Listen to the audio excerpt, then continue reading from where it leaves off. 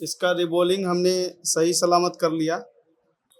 अगर हम in case इसमें डॉट इंडिकेशन भूल जाते हैं तो इसमें बॉल का डिजाइन भी दिया हुआ है।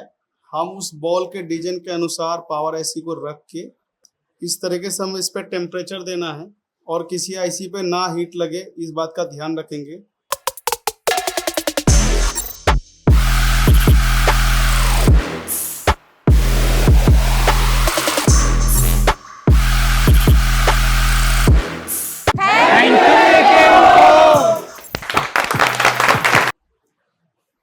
हेलो दोस्तों, एक इन्फो का यूट्यूब चैनल में आप सभी का स्वागत है। दोस्तों आज का वीडियो है प्रॉपर हैंड स्किल्स ऊपर है। अभी आप देख रहे हो एक पावर आईसी है, इसके चारों तरफ आप देख सकते हैं कंपोनेंट लगे हैं। जो हमारे टेक्नीशियन भाई है उनका ये कहना होता है कि जो एक साइड में कंपोनेंट लगे होते हैं उसकी तो पावर आईसी रिवॉल्व कर देते हैं, लेकिन जो चारों साइड कंपोनेंट लगे होते हैं उसमें कहीं ना कहीं उससे आईसी हिल जाता है या फिर उसको कहीं ना कहीं वो गड़बड़ कर देता है। तो आज का वीडियो जो रहने वाला है वो इसी के ऊपर है कि मैं यहाँ पे कंपोनेंट को बगैर टच किए कैसे इसको रिवॉल्व करके कैसे इसको सक्सेसफुल बैठा सकता हूँ। तो चलिए वीडियो को स्टार्ट करते हैं।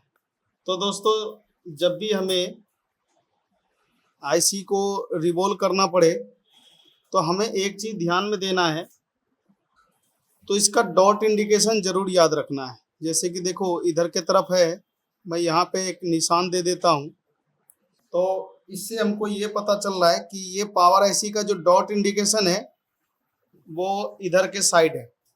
ओके, अब हम इसको कैसे निकालेंगे तो ध्यान दीजिए। तो यहाँ पे मैं अभी कोई फ्लक्स पेस्ट यूज नहीं करूँगा। आपको पहले से इस आईसी को पकड़ के रखना है और वेट करना है। अगर ये हल्का सा भी इधर उधर खिसकने लगेगा आईसी, इसका मतलब है आईसी का नीचे का बॉल जो है ना वो पिघल चुका है।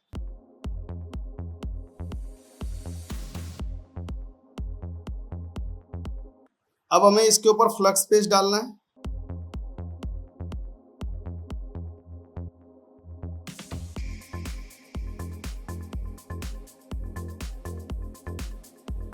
जब भी आप आयरन चलाओगे तो एक चीज ध्यान देना, आसपास के कंपोनेंट में टच नहीं होना चाहिए आयरन।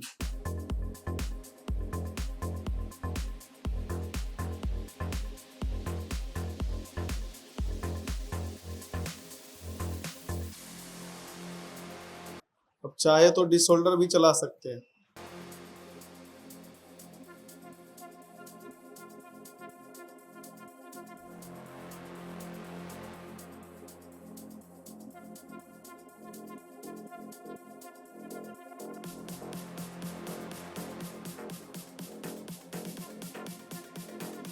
इस तरह के चारों साइड इसका क्लीन कर लेना है। जो इसके कंपोनेंट है आसपास उस पर टच नहीं होना चाहिए आयरन। अब इस पावर आईसी को क्लीन कैसे करना है? कई बार क्या करते हैं, बहुत सारे जो नए टेक्नीशियन है वो इसको स्क्रैच कर देते हैं। तो हमें इसको कैसे रिवॉल्व करना है, हमें इस पे फ्लक्स पेस्ट डालना है, आयरन के माध्यम से इस तरीके से आयरन चलाना है और एक साइड ही चलाना है आयरन।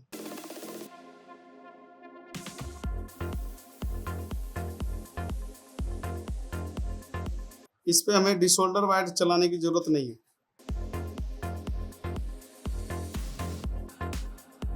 अब हमें इसको रिवॉल्व करना है। रिवॉल्विंग करने के लिए आपको जब भी यूनिवर्सल एक्सटेंसिव लगाएंगे कॉर्नर से आप रिवॉल्व कीजिएगा और इसके चारों साइड जो आप देख पा रहे हैं चारों साइड का बॉल नजर आना चाहिए। और पीपीडी को हल्का सा ड्राई जरूर कर लीजिएगा। पीपीडी भरने से पहले हल्का सा प्रीहीट जरूर कीजिएगा, इससे जो इसके नीचे का एयर होता है वो बबल नहीं बनने देगा।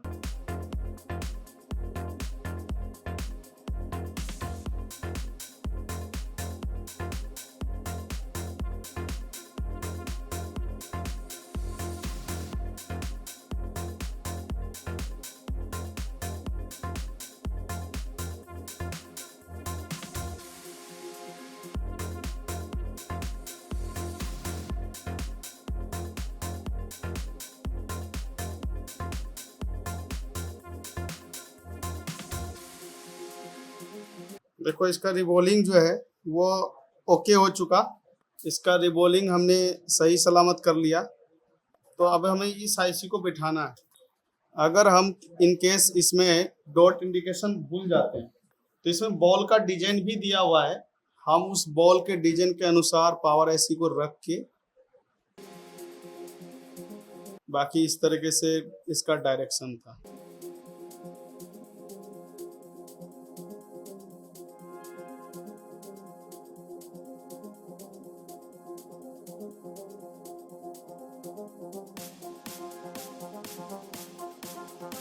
इस तरीके से हम इस पे टेम्परेचर देना है और किसी आईसी पे ना हीट लगे, इस बात का ध्यान रखेंगे।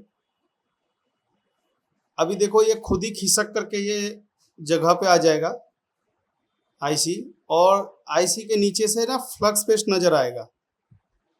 ध्यान से देखिएगा। देखो अब हम इसको सेक कर सकते हैं। चाहे तो आप हल्का फ्लक्स पेस्ट जो है आईसी के नीचे डालना है।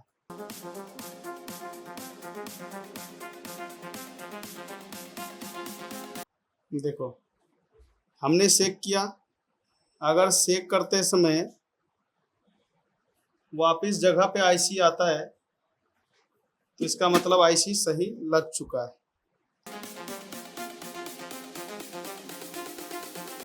तो ये तरीका होता है पावर आईसी को रिवॉल्व करने का, कि कैसे हम बिना कंपोनेंट को टच किए आईसी को रिवॉल्व करके कैसे बिठाते हैं।